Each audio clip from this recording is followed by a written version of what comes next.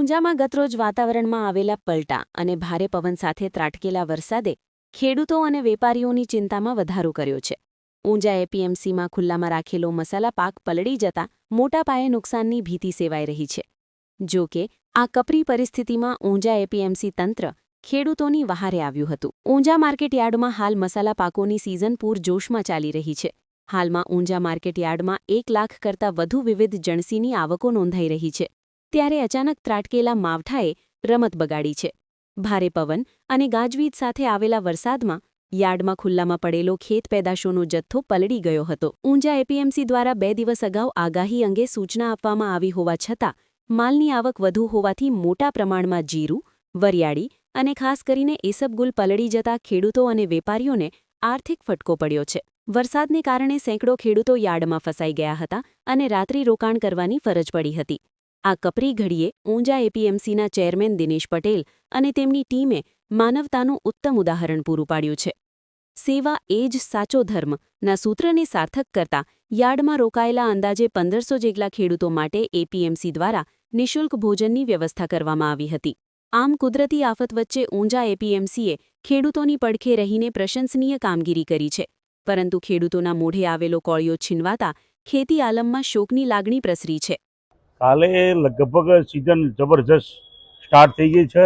March એન્ડિંગની રજાઓ પછી આ આવકો લગભગ 60થી 65 હજાર બોરીની આવક હતી અને એકદમ 3 વાગે જે વાવાઝોડું અને વરસાદ પડ્યો હતો વધુ નહીં, પણ સાથે એટલું બધું વાવાઝોડું 150 થી 200 કિલોમીટર ઝડપે પવન હતો અને ખેડૂતોને જે વરિયાળી, જીરું જે આવકો હતી એમાં બધો માલ લગભગ 10 થી 15% બહુ ખરાબ થઈ ગયેલો છે.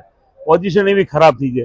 એપીએમસીએ 2 દિવસ પહેલો પણ જાહેરાત કરી હતી અને છતાં પણ સિઝનના હોવાના હિસાબે માલ તો આવક રહેવાની, પણ હવે કુદરતે પછી એપીએમસીએ બધી વ્યવસ્થા કરી, હરાજીની વ્યવસ્થા કરી, ખેડૂતોને રાત્રે જમવાની પણ ફ્રી વ્યવસ્થા કરી.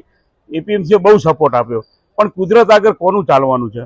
પણ આ સરકારશ્રીને હું વિનંતી કરું છું, ગમે ભોગે આ જે વરસાદને વાવાઝોડાથી ખેડૂતોનો જે પાક બગડે છે એના કોઈ અગાઉ કોઈ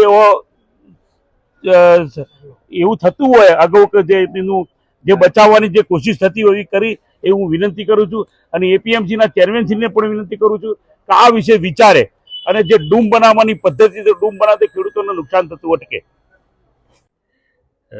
જનરલી એપ્રિલ મહિનામાં જે વરસાદ આવે છે એ ક્યાંક જવલે જ આટલા બધા તોફાન સાથે હોય છે. ગઈકાલે જે અહીંયા આગળ વરસાદ અને વાવાઝોડું આવ્યું, પવનની સ્પીડ પણ ખૂબ જ હતી અને જોકે પણ 2 દિવસ પહેલાંથી અગોતરી જાણ હતી એટલે અમે વેપારીઓને પણ એની જાણ કરી હતી.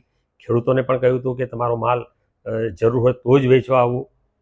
એના લીધે બજારમાં જે માલ આવ્યો હતો એને અમે હરાજી કન્ટિન્યુઅસ રાખી. બપોરે 1 વાગ્યા પહેલાં બધી જ હરાજી અમે પૂરી કરી દીધી હતી. વરિયાળીમાં થોડી બાકી રહી ગઈ હતી, એ પણ અમે બાકી રાખી અને એનું આયોજન આજે રજા રાખીને કરેલું છે. ગઈકાલે વેપારીઓ પણ સજ્જ હતા એટલે વેપારીઓએ કોઈ પણ ખેડૂતો માલ પલળે નહીં, બગડે નહીં એના માટે તાડપત્રી અને બધી વ્યવસ્થા કરી રાખી હતી. 2 વાગ્યા પહેલાં તો જે માલની હરાજી થઈ ગઈ હતી તે પણ આટોપી લેવામાં આવ્યો હતો. બજારમાં ક્યાંય એવું મોટું નુકસાન નથી. ક્યાંક કોઈ તાડપત્રી ઉડી ગઈ હોય અને એના લીધે કોઈનો માલ ક્યાંક થોડો ભીંજાયો હોય, બાકી એથી મોટું નુકસાન નથી. પણ આ પરિસ્થિતિના લીધે અત્યારે જે ખૂબ જ આવકો છે ખેડૂતોની, એની લીધે અમારી વેપારની જે સિસ્ટમ હતી એ ખોરવાઈ ગઈ. એના લીધે અમે આજે બજાર બંધ રાખી. ગઈકાલે જે માલની હરાજી અને જે કંઈ પણ થોડું ઘણું બાકી રહી ગયું હતું અથવા તો રસ્તામાં જે માલ હતા ખેડૂતોના એ આજે માર્કેટમાં ઉતારી અને એની હરાજી કરવાનું આજે અમે આયોજન કર્યું છે. કાલે રાત્રે લગભગ 1500 જેટલા ખેડૂતો માલ વેચવા આવ્યા હતા અને માલનું વેચાણનું ક્યાંક એમનો તોલ બાકી રહી ગયો એવું હોય તો એવા ખેડૂતો રાત્રે રોકાયા હતા.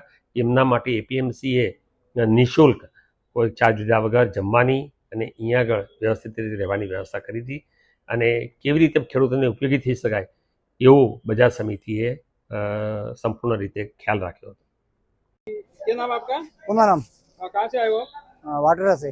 क्या लेके आए तो और क्या दिक्कत हुई कल बारिश की वजह से? कल ऐसा हो गया, वो बढ़िया लेके आया था कल, वो बारिश आ गई तो थोड़ी खराब हो गई है, बाकी व्यवस्था हो गई है। तो कितनी लेके आए थे और कितनी खराब हुई? वो थोड़ी थोड़ी खराब हुई, बहुत खराब नहीं होगा। और एपीएमसी की तरफ से भी कुछ खाने का आयोजन किया था, कैसा लगा? खाना अच्छा लगा सर। बहुत अच्छा लगा। और कितने फार्मरों को नुकसान हुआ है बारिश की वजह से? बहुत बहुत घना नहीं हो गया, थोड़ा सा हो गया। हाँ, थोड़ा हो गया, घना नहीं हो गया।